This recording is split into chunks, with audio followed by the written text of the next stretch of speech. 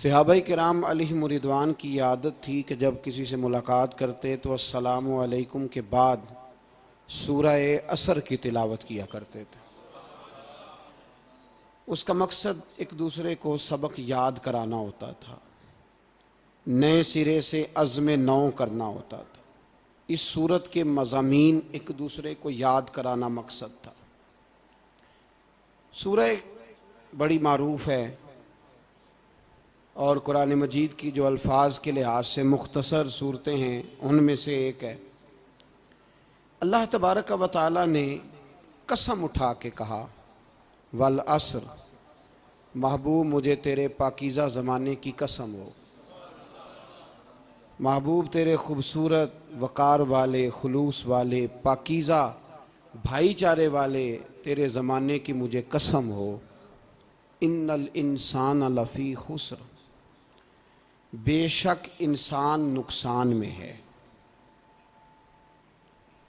मुतलक फरमा दिया, ताकीद लगा के, इन्नल इंसाना लफ़ी खुस्र, बेशक इंसान नुकसान में है। या अल्लाह सारे, फरमाया इल्लल्लज़ीना, सिवाय उन लोगों के, कौन, जिनमें चार खूबियाँ पाई जाएं। इल्लल्लज़ीना आमनू, एक तो वो ईमान लाएं, वामिलुस्सालिहात, और फिर नेक आमाल करें। ईमान लाएं, नेक आमाल करें और फिर चुप ना कर जाएं। वतवासौ बिल हक, फिर हक बात का ऐलान करें। ईमान लाएं, अमल साले करें, तीसरा काम क्या करना है? चलें सारे बोलेंगे तो ऐलान भी होगा ना, ऐसे थोड़ी होगा कि एक दो आदमी ऐलान करे तो दुनिया जाग जाए।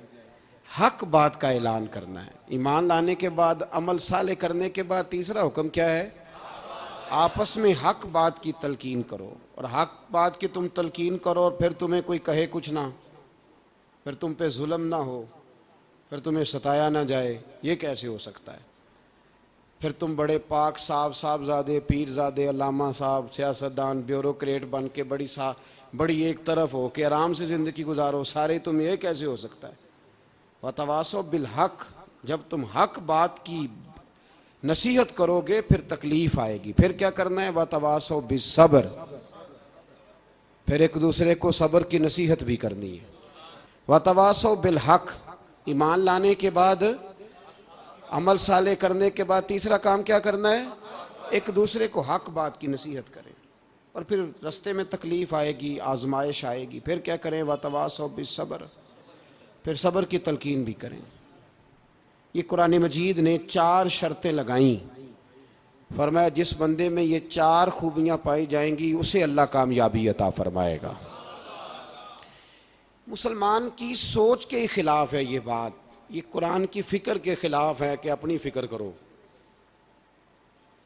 बर्मा के लिए, कश्मीर के लिए, फ़लस्तीन के लिए बात ना करो, अपनी फ़िक्र करो। ये कुरान की सोच के ख़िलाफ़ है, ये कुरान के पैगाम के ख़िलाफ़ है। इसलिए कि अगर सिर्फ अपनी बात होती तो आमनू और आमिलुस्सालिहात पे बात ख़त्म हो गई होती, फिर बात आगे न चलती। जब कहा गया वतवासो बिल हक, हक बात की तलकीन करनी है। अगर बात सिर्फ अपनी ज़ात की होती तो ठीक हो गया था, नमाज पढ़ी, रोज़ा रखा, हज किया, ख़त्म हो गई। लेकिन मेरे नबी पाक सल्लल्लाहु ताला अलैहि वसल्लम ने इरशाद फरमाया, एक बस्ती में 2 3 4 नेक लोग रहते थे। मेरे प्यारे करीम रसूल फरमाते हैं 3 4 बड़े परहेजगार, मुत्तकी, साफ सुथरे सूफी साहब, दरवेज साहब, अल्लामा साहब, बड़े जो कहते थे बिल्कुल जी मैं कोई बात नहीं करता, किसी बादशाह को नहीं छेड़ता, मैं तो बस लोगों को अल्लाह अल्लाह बताता हूँ, मेरा कोई ताल्लुक नहीं, कोई मरे कोई जिए। बड़े नेक, साफ सुथरे, परहेजगार। बाकी सारी बस्ती गुनाह करती थी। नबी पाक अलैहिस्सलाम फरमाते हैं रब करीम ने कुछ अरसे तक मोहलत दी, फिर मशीयत खुदाबंदी, अल्लाह का कानून हरकत में आया तो कहा जिब्रील सारी बस्ती तबाह कर दो, तबाह कर दो। अल्लाह मोहलत देता है, मोहलत देता है। हम लोग समझते हैं नहीं नहीं हमारी सियासी चालें सही चल रही हैं, अल्लाह मोहलत देता है। रब करीम ने फरमाया जिब्रील इन्हें तबाह कर दो। तो हज़रत जिब्रील अमीन अलैहिस्सलाम ने अर्ज़ की, मौला वहाँ तो तेरे 3-4 बड़े नेक बंदे भी रहते हैं, बड़े परहेजगार, सच बोलने वाले, दयानतदारी वाले, हाजी साहब, नमाजी साहब, सूफी साहब, पीर साहब, बड़े खूबसूरत, उनका क्या करें? तो मेरे महबूब पाक अलैहिस्सलाम फरमाते हैं, रब करीम ने फरमाया सबसे पहले उन्हें तबाह करना, सबसे पहले उन्हें सबसे पहले, और उलट दो बस्ती, पहले उनका नंबर लगाओ। या अल्लाह उनकी क्या गलती है? तो गलती सुन लें, गलती यह है कि उन्होंने 2 सिफतें पैदा की हैं, अगली 2 पैदा क्यों नहीं की? इल्लल्लज़ीना आमनू व आमिलुस सालिहात पे रोक क्यों गए, आगे क्यों नहीं बढ़े? अल्लाह करीम ने फरमाया, जिब्रील देखो ना, मेरी नाफरमानी होती रही और इनके चेहरे पर कभी शिकन तक नहीं आया, लोग मेरा कानून तोड़ते रहे, इन्हें कभी बुरा ही नहीं लगा, गुनाह देखकर कभी ख्याल ही नहीं आया बदलने का। मेरे भाई, उम्मत मुस्लिमा अपने लिए तो आई नहीं दुनिया में, नबी पाक की इसलिए थोड़े आए थे कि पैसे कमाएं, दुनियादारी करें, झूठ सच मारें और रुखसत हो जाएं, बच्चे पैदा करें। ये काम तो हिंदू, सिख, बुद्ध मत सारे कर रहे हैं, तू फकत इस काम के लिए थोड़ी आया है।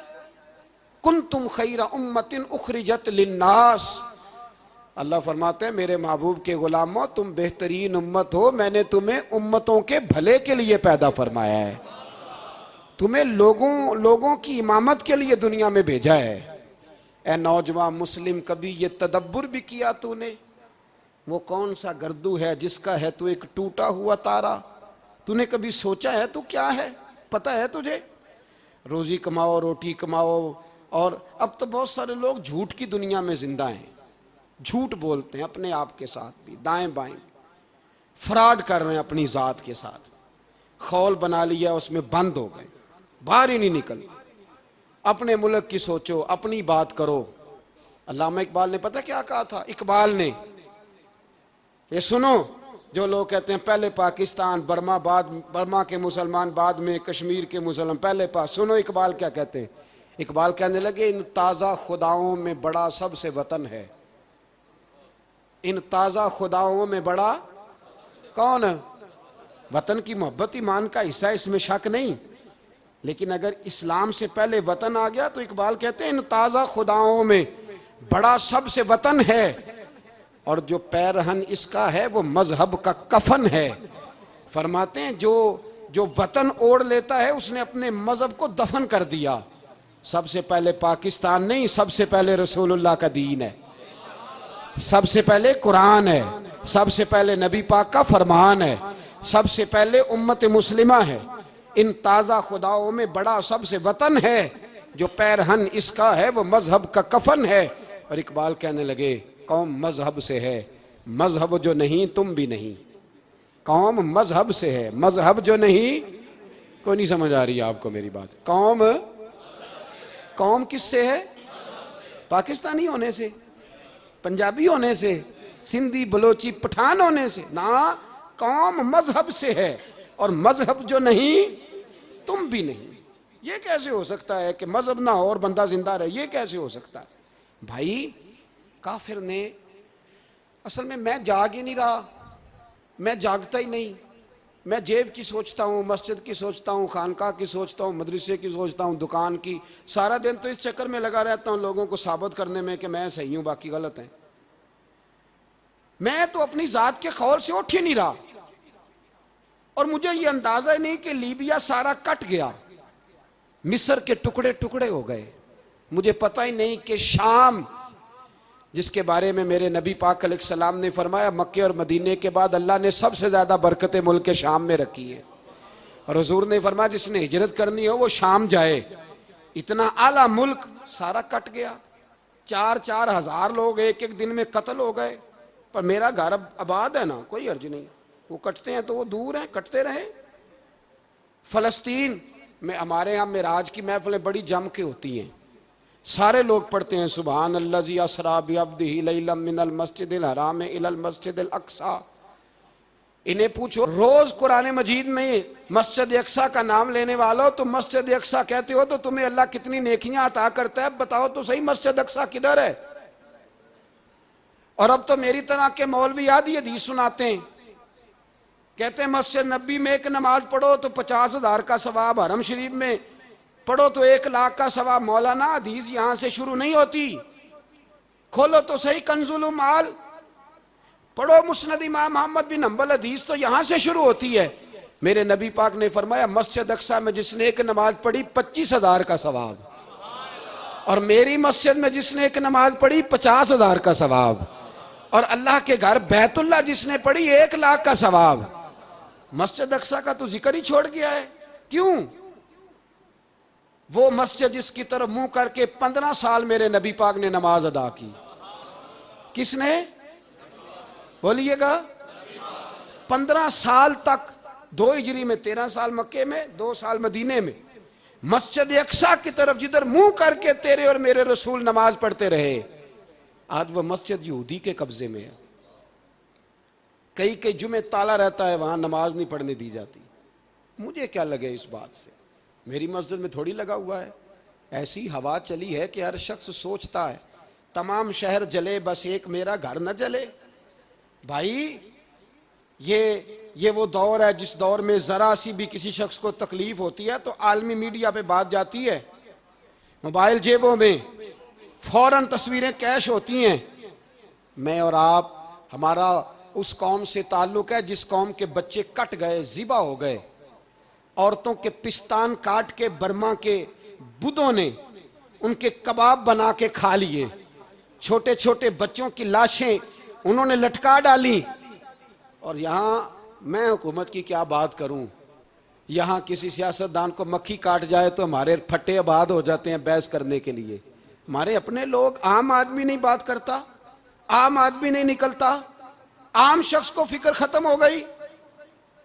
मेरी भाई सबसे बढ़कर बेहतरीन मस्जिद के खतीब इमाम हुसैन थे। मस्जिद नबी से बड़ी भी कोई मस्जिद होगी जिस मिंबर पर रसूल पाक बैठ के खुतबा दिया करते थे, और मेरे मुस्तफ़ा के आस्ताने से बड़ा भी कोई आस्ताना होगा जिसकी सज्जादगी इमाम हुसैन के पास थी। कहते हैं हमारा क्या ताल्लुक, हमें क्या लगे, जो मर्जी होता फिरे। इमाम अली मकाम आराम से मस्जिद नबी में बैठे थे, जमाना पूरी दुनिया से जाता था, हाथ चूमता था, कदमों में बैठता था। इतने बड़ी अजमत वाली भी कोई शख्सियत होगी जिसके रगों में रसूलुल्लाह का खून दौड़ता है, जिसे हुजूर अपनी जुबान मुबारक इस तरह वो चूसा करते थे जैसे अरब के लोग प्यास के आलम में खजूर चूसा करते थे।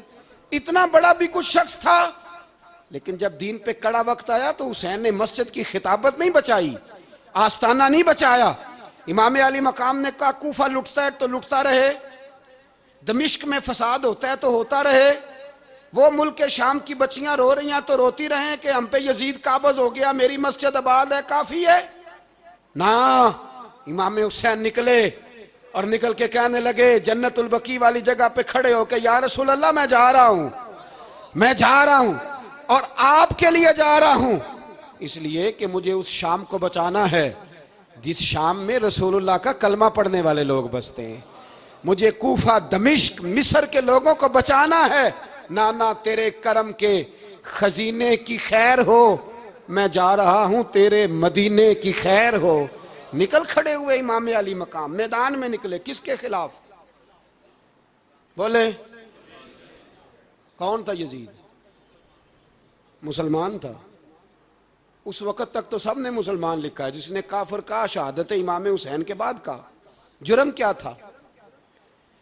मेरी गर्दन झुक जाती है जब मैं ये बात करता हूं, ईमानदारी से कह रहा हूं, जोश खिताबत नहीं, मेरी गर्दन झुकती है जब मैं ये लफ्ज अदा करता हूं। इमाम अली मकाम उस शख्स के खिलाफ निकले। सारे खुतबे इमाम हुसैन के पढ़ के देखो।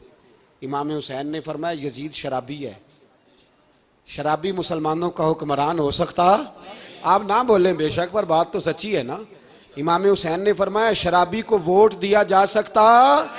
फरमाया रंडियों का नाच देखता है जो मुजरे देखे, जो रंडियों के नाच देखे वो मुसलमानों का हुक्मरान हो सकता?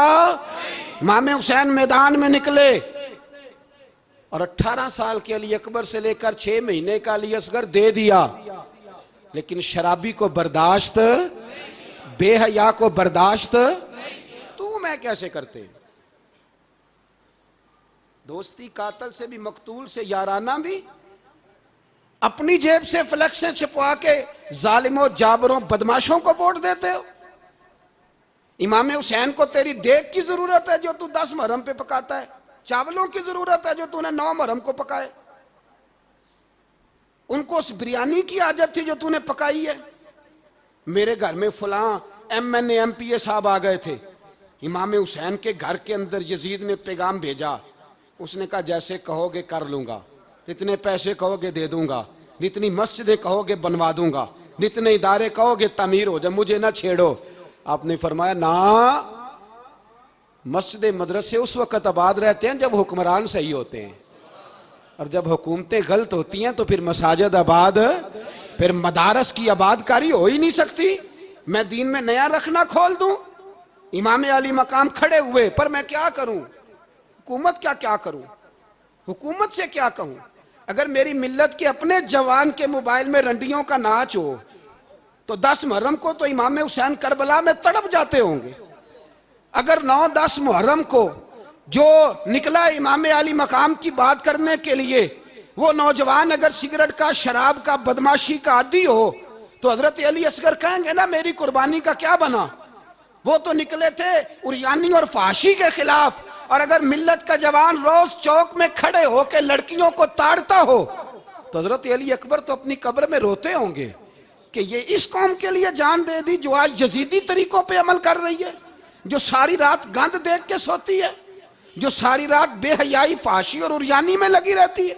इन लोगों के लिए जान दे दी, इतना जुल्म उन शहीदों के साथ। और 10 मुहर्रम को देग पका के कहता है मैं इमाम हुसैन का मानने वाला हूं, मैं इमाम अली मकाम से प्यार करने वाला हूं। ना भाई ना, दो रंगी छोड़ के यक रंग हो जा, सरासर मोम हो जा या संग हो जा। उम्मत मुस्लिमा को बेदार होना पड़ेगा। इमाम अली मकाम मैदान में निकले, डट के निकले, और इमाम ने फरमाया मैदान में निकल कर कि मेरा वतन मदीना है, मेरा वतन मदीना है, पर मदीना बाद में, रसूलुल्लाह का दीन पहले। तू पाकिस्तान की बात करता है। इमाम अली मकाम ने फरमाया मदीने की शरीयत बाद में, रसूलुल्लाह का दीन पहले, और तेरे तो बच्चे आम से हैं। इमाम हुसैन ने फरमाया मेरी गोद में जो बच्चे हैं वो रसूलुल्लाह के नवासे हैं, पर बच्चे बाद में, नबी पाक का दीन पहले। आपने फरमाया तेरी बेटी बड़ी बावकार होगी, उसकी बड़ी इज्जत है, तू कहता है बेटी की वजह से ब्लैकमेल हो गया।